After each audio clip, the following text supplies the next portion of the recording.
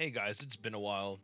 I've been playing a lot of Baldur's Gate 3 and I've been having so much fun researching this game and I've been doing a lot of research on D&D and I just wanted to show some of my favorite builds that I've been using for my solo playthrough. I think I mixed like a good amount of flavor and min-maxing and still kind of kept true to the character's spirit, but obviously you can use these builds for a custom character if you wanted to. This is my build, and we're going to start with the goat Wyll. So if you've played any Baldur's Gate, you'll know that Wyll is like, he's a tragic hero. He is a warlock by default, but he actually gives off like mad paladin energy. So what we're going to do is we're going to turn him into a paladin warlock. And there's actually a couple different ways to do this. First of all, when we respec him, we want to take paladin first because paladin at level 1 will allow us to have heavy armor proficiency, and you don't get that if you take warlock first. As you can see here, you take warlock, you get light armor and shields. Well, actually I think the shields comes from him being human and not from being a warlock. But if you take paladin first, you get heavy armor proficiency, which allows you to min-max his stats.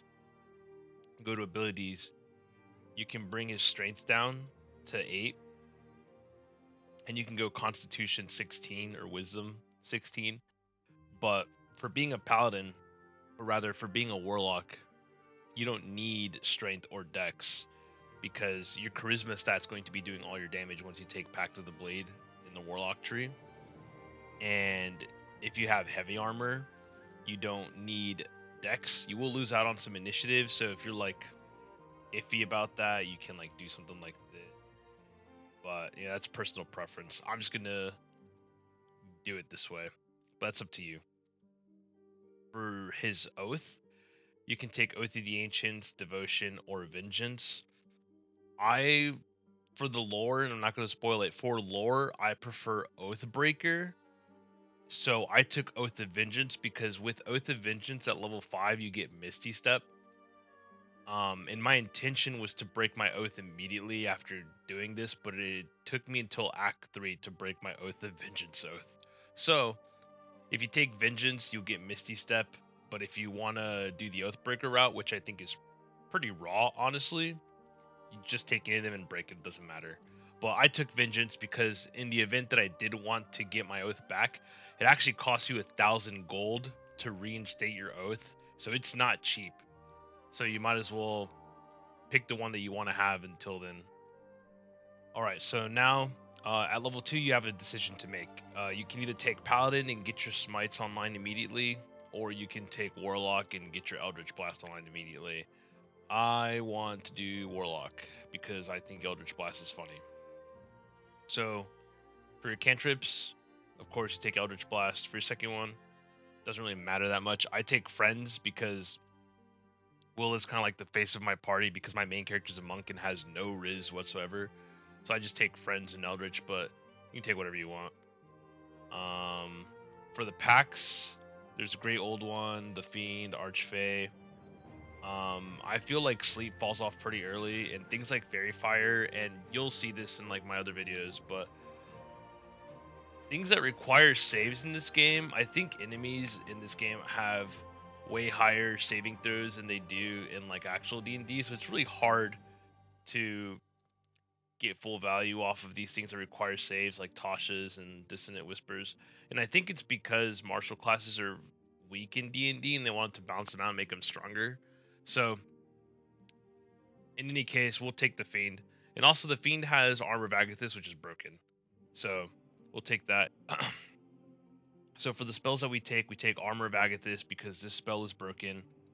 It turns you into like a walking nuke. Anything that swings on you in melee range just explodes, especially like in late game when you're surrounded. You get so much value off of this. Second one just goes to Hex always. So your 2 Warlock spell slots are going to be Hex and Armor of Agathis. Alright, so at level 3, I'm going to keep going the Warlock path until we get to level 5. So for spells, you can take whatever you want. You get Hellish Rebuke if you're an Oathbreaker, so you don't need to take that. But I like to take Command sometimes. Burning Hands is good. Arms of Hadar It's funny looking, so I'm picking it because it's green. For your Eldritch Invocations, definitely want to take Agonizing Blast and Repelling Blast. So Agonizing Blast lets you add your Charisma modifier to Eldritch Blast, which here would be +3. And at level 4, if you take the Ability Improvement feat, that +4 to every Eldritch Blast. And Repelling Blast turns every Eldritch Blast into a mini shove. So it acts as a ranged shoved. So it's kind of like Mage Hand. A ranged shove is really good, especially in the early game where there's so much verticality. You just get a bunch of damage off of ranged shoves. And we're not going to replace any spells. Going to level 4. The level 4, you get your second Warlock spell slot, I'm pretty sure. Or no, it's actually just becomes stronger. Doesn't matter. The spells that you take, now you have some more options. If you're going to break your oath, you might want to take Misty Step. So I'm going to grab that right now. But otherwise, Cloud of Daggers is a good option. Mirror Image is a good option. Shatter's a good option. There it is.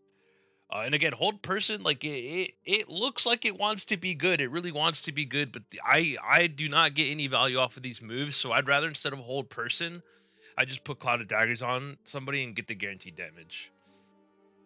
So for your Pact Boon, here's where the Warlock build really comes online. You can take Pact of the Chain, Pact of the Blade, or Pact of the Tome. I have no idea what Tome does, so you've come to the wrong place for that. But Chain lets you summon a familiar, whether it be an imp or like a gremlin goblin thing. They're funny looking. But Back to the Blade works well with Paladin because of the extra attack feature, and we'll cover that once we get to level 5. But this allows you to take any weapon and make it your Pact weapon, and the Pact weapon scales off of your Charisma modifier instead of your Strength or Dex modifier, which is why you can afford to drop them down to 8, because the Pact weapon is going to just start using your Charisma, so you don't lose out on any damage. And I've got this big axe on him, so this thing gets buffed by the Charisma modifier.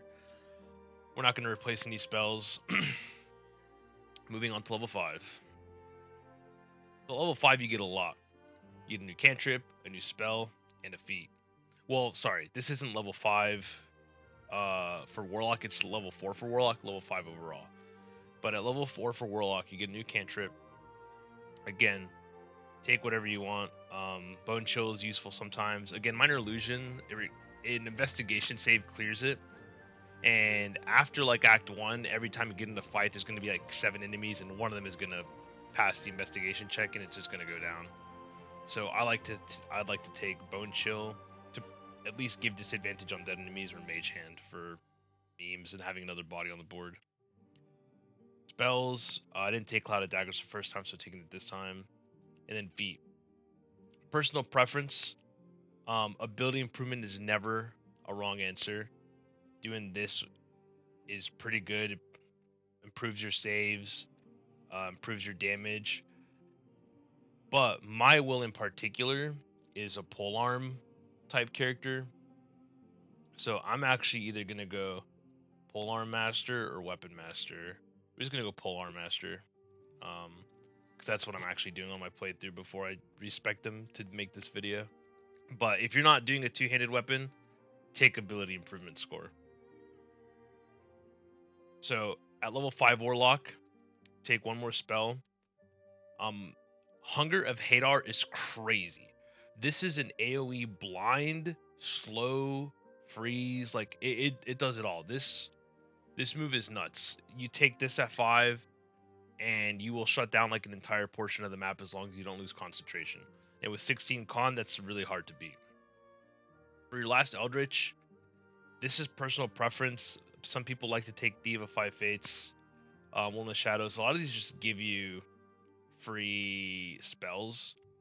If you don't have animal speak with animals, you can take this. I take Devil's Sight because Wyll doesn't actually have Dark Vision, so it's just nice to have Dark Vision in this game, especially in some of the later stuff. You could replace a spell. I think I might replace Hagar, Arms of Hadar, with like Fireball or something. Like anything that's not concentration that does damage, read Fireball is pretty useful for crowd control, because you don't need to control the crowd if they're dead. So here we're going to take paladin levels from now on, at least until 5. So we're done with warlock. So 1 paladin, 5 warlock.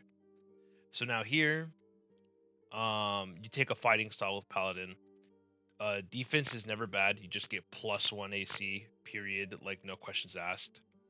But I'm playing with this axe. I'm taking great weapon fighting, which whenever you roll a 1 or 2 on a damage dice with a 2-handed weapon, you get to re-roll it once. And with this build, you are attacking 1, 2, 3, 4 times per turn on average. So we're doing this because this build does go up to level 10. For spells, definitely want to take all your smites. So 1 bless is already in there. Last one doesn't really matter. I think I'm gonna do command for the flavor. Probably gonna get replaced anyway. At level 3, we get some more stuff. Oh, you get Bane. Interesting. For that. Nothing new. Just go on to level 4. Get some cool new stuff like Lay on Hands, which you get to use if you're not an Oathbreaker. Oh, wow, these spells do not get much better. I do not remember that. But it doesn't matter because all you do with this build is main hand attack or Eldritch Blast. So your spells like are inconsequential. If you didn't take ability improvement, here's another good time to take it. You go to 16, 18. Like, that's not a bad decision. But I have no self-control. And I was like, well, Will's a polearm master. And I feel like he's like a I fight for my friends type of dude. So I took Sentinel, which allows me to get an attack of opportunity whenever an enemy character attacks my teammate. And Will's like, he's kind of a Chad like that. So I thought that'd be cool. Give him that. And Polearm Master makes it so he gets an attack of opportunity to approach him. So really, it doesn't matter who they approach in the front line, whether it be my monk character or him, like someone is getting attack of opportunity. Finally, for the last level I have for this build, it's level 10. We're going to take Paladin again. And this time you're going to see, maybe it's Dev intended. It's probably not. But you get an extra attack feature, which currently stacks with the Pact of the Blade extra attack. As long as you packed the weapon that you have, you will get your main hand attack, an extra attack, and a second extra attack. And I think that's because the Warlock feature that gives it to you isn't actually called extra attack. It like gives you an ability that grants you extra attack. So that's why it stacks like that.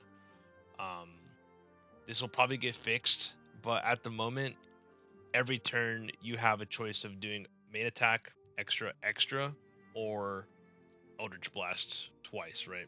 And then if you took the Polearm Master, you can actually use the butt of your weapon as a bonus action too. So there's that. And if you take Great Weapon Fighting, then you get an extra attack every time you get a kill.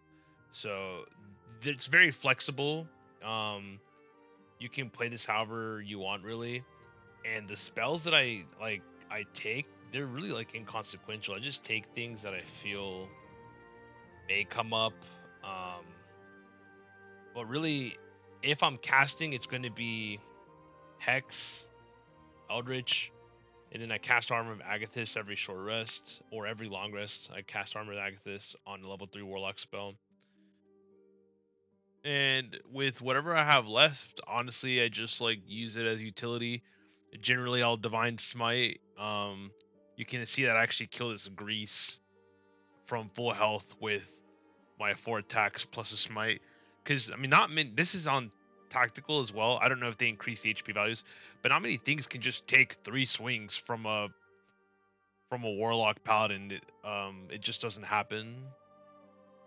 But that being said, thanks for watching. I appreciate it. And if you like the video, let me know. I'll upload the builds I have for my other characters. I play with the Party Limit Be Gone mod, so I have 6 characters on my team because I want to get all the lore and stuff on a playthrough before causing mayhem on the second one. So Again, thanks for watching. Take it easy.